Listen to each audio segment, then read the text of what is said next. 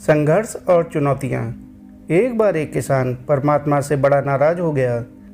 कभी बाढ़ आ जाए, कभी सूखा पड़ जाए, कभी धूप बहुत तेज हो जाए तो कभी ओले पड़ जाएं।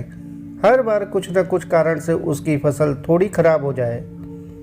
एक दिन बड़ा तंग आकर उसने परमात्मा से कहा, देखिए प्रभु, आप परमात्मा हैं, लेकिन लगता है आपको खेतीबाड़ी की ज़्यादा जानकारी नहीं है। एक प्रार्थना है कि एक साल मुझे मौका दीजिए, जैसा मैं चाहूँ वैसा मौसम हो, फिर आप देखना मैं कैसे अन्न के भंडार भर दूंगा। परमात्मा मुस्कुराए और कहा, ठीक है, जैसा तुम कहोगे वैसा ही मौसम दूंगा, मैं दखल नहीं करूंगा। किसान ने गेहूं की फसल बोई। जब धूप चाहिए तब धूप मिली, जब पानी तब पानी। तेज धूप, ओले, बाढ़, आंधी तो उसने आने ही नहीं दी। समय के साथ फसल बढ़ी और किसान की खुशी भी, क्योंकि ऐसी फसल तो आज तक नहीं हुई थी। किसान ने मन ही मन सोचा, अब पता चलेगा परमात्मा को कि फसल कैसे करते हैं। बेकार ही इतने वर्ष हम किसानों को परेशान करते रहे। फसल काटने का समय भी आया। किसान बड़े गर्व से फसल काटने गया, लेकिन जैसे ही फसल काटने लगा एकदम से छाती पर हाथ रखकर बैठ गया। गेहूं की एक भी बाली के अंदर गेहूं नहीं था, सारी बालियां अंदर से खाली थीं। बड़ा दुखी होकर उसने परमात्मा से कहा, प्रभु ये क्या हुआ?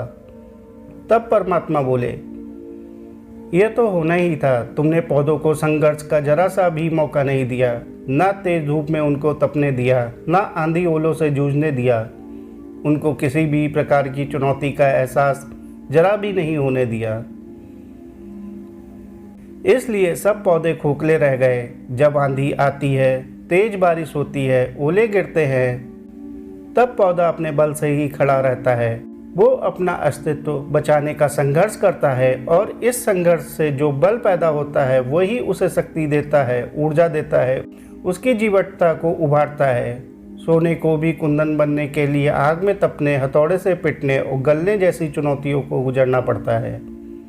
तभी उसकी स्वर्णिम आभा उभरती है, उसे अनमोल बनाती है। उसी तरह जिंदगी में भी अगर संघर्ष ना हो, चुनौती ना हो, तो आदमी खोखला ही रह जाता है, जिसके अंदर कोई गुण नहीं आ पाता। ये चुनौतियां ही हैं जो आदमी रूपी तलवार को धार देती हैं, उसे सशक्त और प्रखर बनाती हैं। अगर प्रतिभाशाली बनना है तो चुनौतियां स्वीकार करनी ही पड़ेंगी, अन्यथा हम खोखले ही रह जाएंगे। अगर जिंदगी में प्रखर बनना है, प्रतिभाशाली बनना है, तो संघर्ष और चुनौतियों का सामना तो करना ही पड़ेगा।